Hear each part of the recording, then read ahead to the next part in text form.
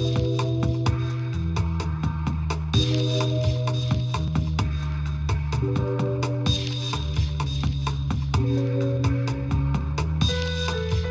I'm Morgan Peckma, Editor-in-Chief of City and State, and this is Last Look. Today our guest is Campbell Brown, the co-founder of the Parents Transparency Project. Campbell, thank you so much for joining us. Glad to be here, Morgan. Campbell, can you tell us, what is the Parents Transparency Project? So this is an organization that was founded by me and several other people very recently to try to shine a spotlight on a number of issues around education here in New York City that we thought parents should know about, frankly. We're focused initially on one issue that came to my attention over a year ago. I'm a mother of two small children and have a long background in journalism. I was at NBC News for 11 years and then CNN, so 15 years in journalism. And then I spend more time with my kids now and have started writing a lot of opinion on subjects that were interesting to me or things that I cared about. And I was reading in the local papers about this issue here in New York, about teachers who had, in some cases, done really horrible things related to sexual misconduct with children who still had their jobs, who couldn't be fired because of the way the system was set up. And I couldn't believe it. I was shocked by it. I thought, this can't be right. I started looking into it, and I've written some, and I've spoken about it quite a bit since, and have been struck by the fact that it's been over a year, very little has happened to even put this issue in the spotlight, much less change the law, renegotiate the teacher's contract to try to address the problem. That makes this allowable, that allows teachers who have done really horrible things with kids to keep their jobs and even be sent back to the classroom in some cases. So that was the impetus for putting this group together to try to inform people and let them know what's going on. In a recent Daily News editorial, you really kind of excoriated the UFT for its role in what you're talking about, keeping teachers on who probably should be dismissed. Is the UFT you see as the central problem with our education system? Well, I would say there are a lot of problems with our education system. I think there's plenty of blame to go around. But on this particular problem, which is the inability for the Department of Education, the chancellor here in New York, or school boards around the state to fire a teacher who's engaged in sexual misconduct with kids, that is prevented by the teachers' union's contract. And it's a problem that we could easily solve by changing a state law with legislation that's already been introduced, or by changing the teachers' union's contract to expand the definition of sexual misconduct. And the UFT has fought this and continues to fight this. So in this case, they are the problem. Most people know you from your long and distinguished career as a journalist, but this seems like a pretty abrupt change of career for you. How is it that you segued from being a journalist to being an education advocate? That's a good question. It's been I feel like a natural progression. I loved being a journalist, but I think after I had children, I felt like there were so many issues that needed to be addressed, and having children sort of takes the importance to, I think, a new level. And I didn't feel like talking about it was enough. And I wanted to advocate for policies that I thought could change things and make things better. Have you found that your skills as a journalist are translatable to what you're doing now? Yes, although I think I try to use my skills, to fight this battle in the way that I know how, meaning it's called the Parents Transparency Project for a reason, because what I know how to do is dig up information and put it out there.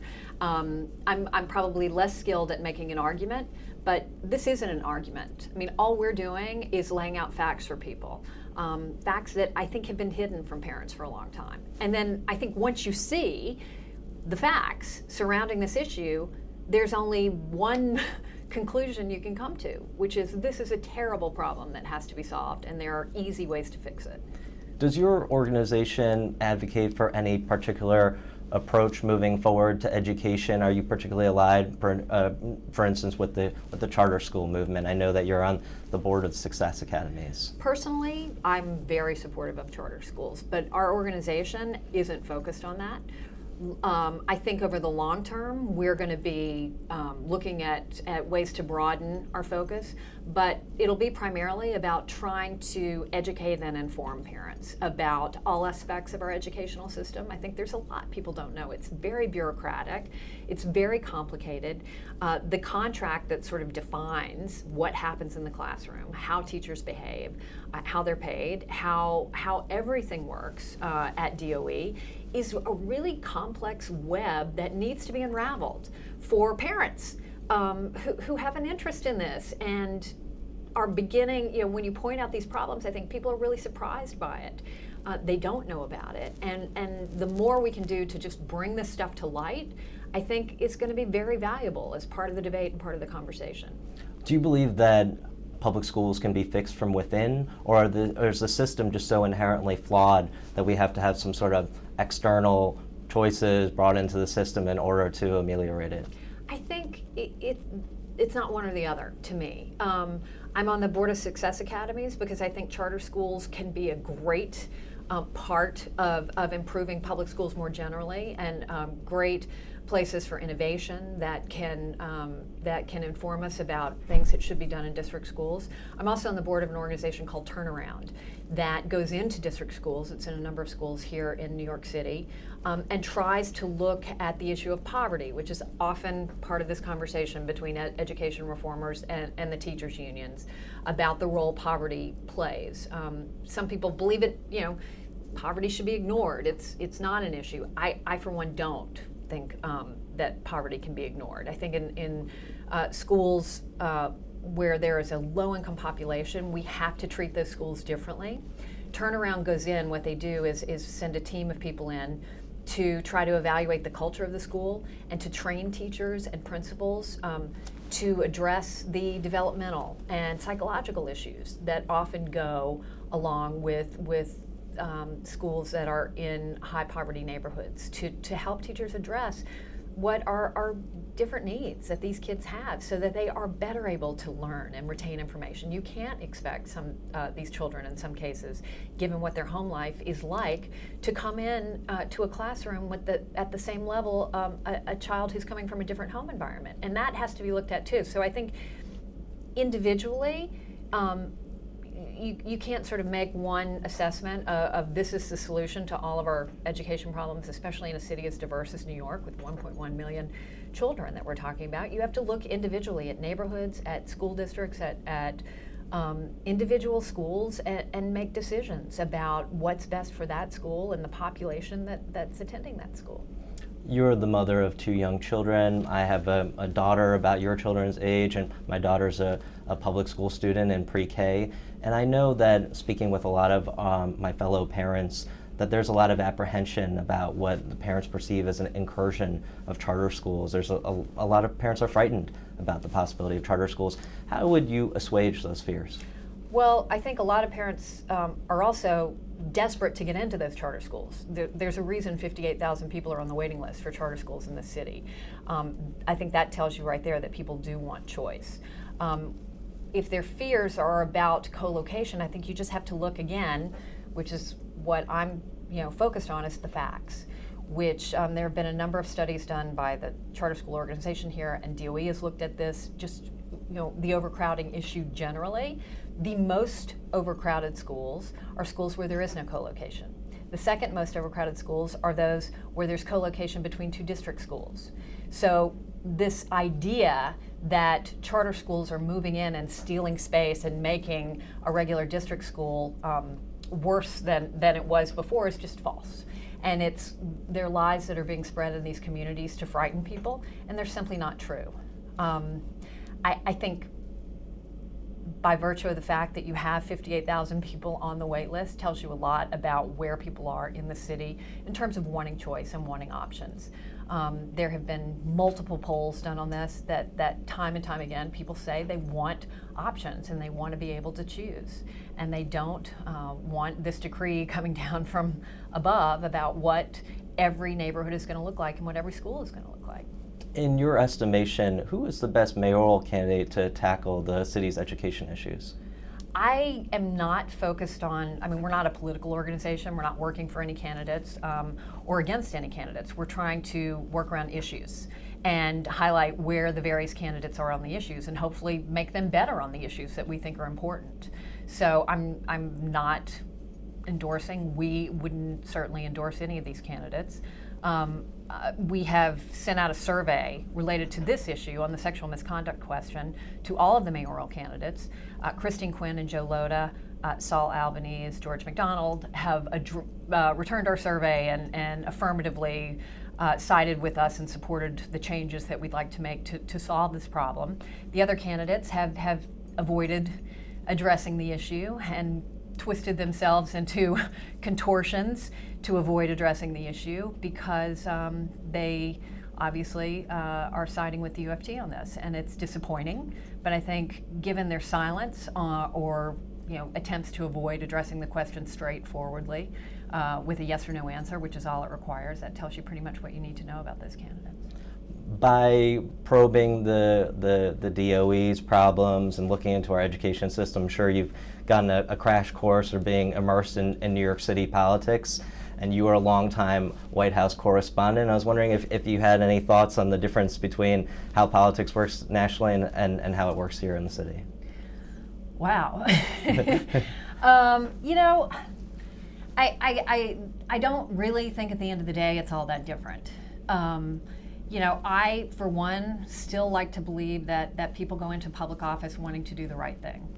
And unfortunately, over time, perhaps they lose sight of what that is. And you see instances of this here in New York City, and you see instances of it in Washington, D.C., where people become aligned with an entrenched special interest, and they end up making very bad decisions in order to curry favor with that interest. And that's certainly what we're seeing in this case, where you have mayoral candidates who are trying to curry favor with the UFT, and in doing so, they've made a decision that it's okay to harm children, that hurting children is okay and acceptable by supporting the policy they're supporting. That's a very interesting statement because it's so acrimonious, the education debate in the city. And oftentimes the various special interests on all sides of the issue kind of accuse the other side of not having the best interests of children at heart.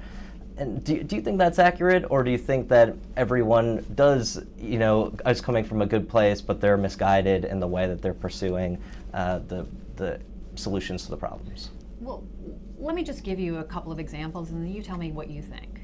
Okay, we have a situation where a teacher can touch a young girl's breast intentionally and be found guilty of doing that by an arbitrator and not be fired. The current system allows a teacher to ask a little girl to give him a striptease and not be fired. These are examples that took place. A teacher was found guilty by the arbitrator of inappropriate touching with young boys that, in the arbitrator's words, at best was inappropriate and at worst was pedophilia. That teacher wasn't fired. Christopher Atch, a case that's been in the headlines recently, was a tenured librarian at Stuyvesant who was found guilty of inappropriate touching with numerous students, admitted during his arbitration hearing to attending meetings of NAMBLA, the National Association of Man-Boy Love, a group that advocates for legalizing sex between men and young boys. He was found guilty of that and given a suspension and told he just needed counseling and that he could go back to his job supervising young children. How is that okay? How is that okay? Tell me, the people who support that policy, and not only support it, but are fighting to ensure that policy that allows this to happen stays in place, how are those people caring about the best interest of children? You tell me. Imagine your daughter in any of those situations. It's pretty confounding. I don't think this is that complicated. I don't see how any politician in their right mind can take this position. I think it's indefensible. When you took your leave from CNN, you issued an unusually candid statement about your reasons. You cited your low ratings, and you said that you didn't want to practice the kind of brand of journalism that Bill O'Reilly and Keith Olbermann, your competitors, were partaking in. Could you say more about that statement? I find it fascinating. The business changed so much, I think, for me from when I started. I was hired in my first network job by Tim Russert, who was my mentor in Washington, D.C. when I covered the White House. And the business has evolved over the years. It's a very different world from how it was when Tim Russert was still alive and hosting Meet the Press. And I found the cable news universe where nightly, what dominated my time slot was Nancy Grace, Keith Olbermann, and Bill O'Reilly screaming back and forth at each other. And I was supposed to fit into that world. I was being asked to take part in that screaming match, and that's not who I was or who I felt I could be. It just wasn't a good fit for me. And I didn't see any reason. I'm always struck. I mean, it happened a lot in Washington. It happens all over the place where people, have a very clear reason for leaving a job, and then they make up some ridiculous excuse. I want to spend more time with my family. Of course I want to spend more time with my family, but that's not why I'm leaving. So what I care about, what I've always cared about, is honesty and truth. And so I've asked people who came on my show when I hosted CNN to be honest. I've called them out when I felt they weren't being honest. Clearly, I've organized this organization to try to push for honesty from our politicians and truthfulness about issues that matter. So for me to sort of come up with some silly PR excuse for why I was leaving would have just been wrong. I couldn't have done it. Do you think the media does a substantive job in covering education? It doesn't get nearly enough attention. I having spent enough time in the business, I think everyone concedes it's driven largely by ratings. And what gets a big rating are entertainment, tabloid-oriented stories, crime, political battles that aren't sort of issue-focused. So. And that's not going to change. You're never going to put the genie back in the bottle on that one. It's driven by money and profit as much as any other business. So I think you look for areas where education is being covered. I think there are still people out there, great reporters and journalists. We're sitting here talking about it for, thank goodness, for 15 minutes. So I think there are places to find the kind of information, if you look for it, and this.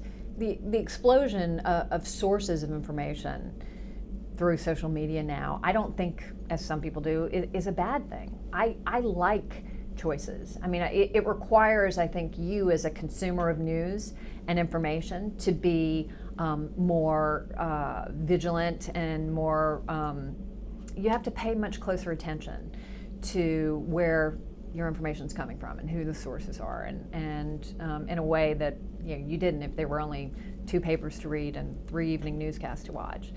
It's a different world now, but that's okay. I think more information is always better. You just have to weed through it all to sort of get to the facts a lot of the time. Obviously, you're a sophisticated consumer of the news, but do you think that that Joe viewer or Joe reader can discern kind of the superficiality that's taken over the discourse in television news? Well, I think I think there's still in the mainstream media, news organizations that are doing the basic job of telling the facts and getting the story out there, and that will hopefully always be the case. And I think opinion is a good thing. I don't mind this move, even though it wasn't who I was or the kind of show that I wanted to host when I was at CNN. I enjoy it. I like to watch it. I think the pace at which news consumption moves now allows you to branch out and do that in a way that we didn't before. You're online, you're on Twitter, you're on the internet.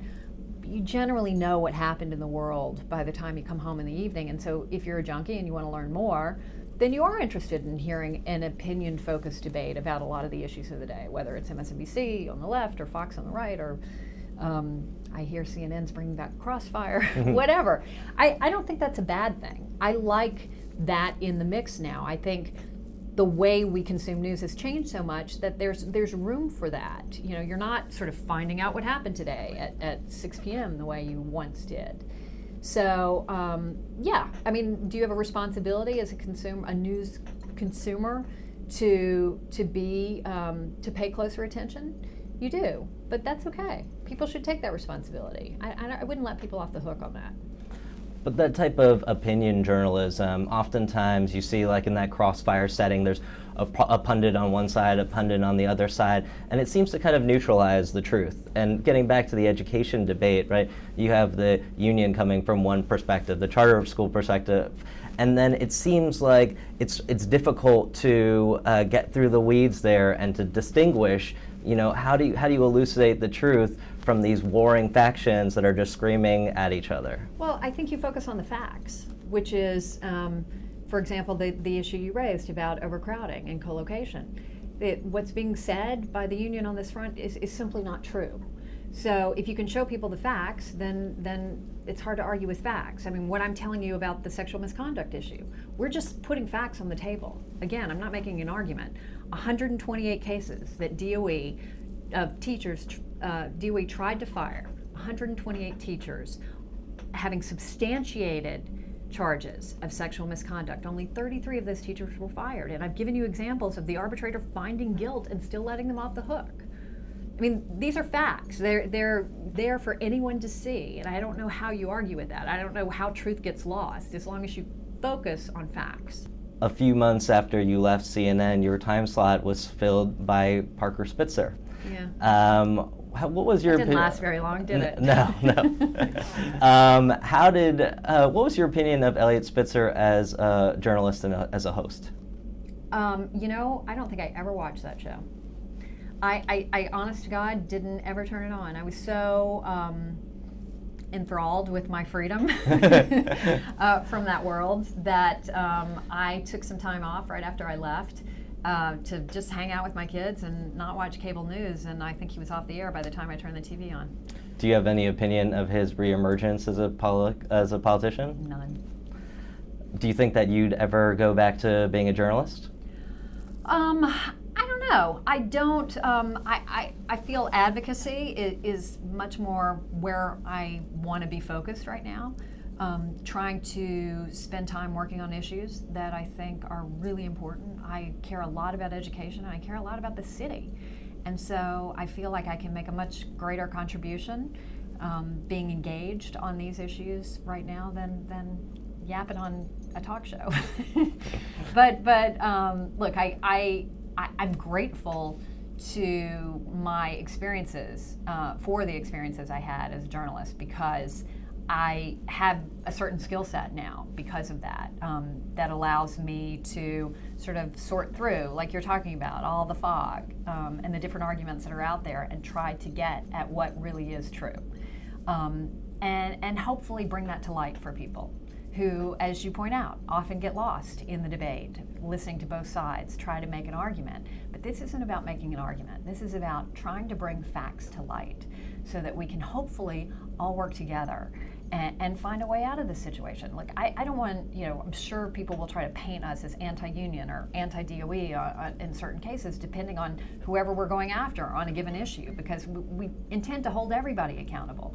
But my goal is ultimately to have people understand these issues well enough that they demand a response. And that means the UFT being a real partner with a mayoral candidate, whoever the next mayor may be, who is willing to do what it takes, make the hard decisions that they're going to have to make politically to solve these problems. And they both have to be serious. We can't have what we're seeing from these, 4 mayoral candidates who've refused to address this, de Blasio, Thompson, Weiner, and Lieu, who are just dodging it because they're so afraid of what their special interest that they seem to care more about is going to say than what it means for children. And that's not acceptable. And we, if you're going to vote for one of these guys, then you need to know who they are and where they stand.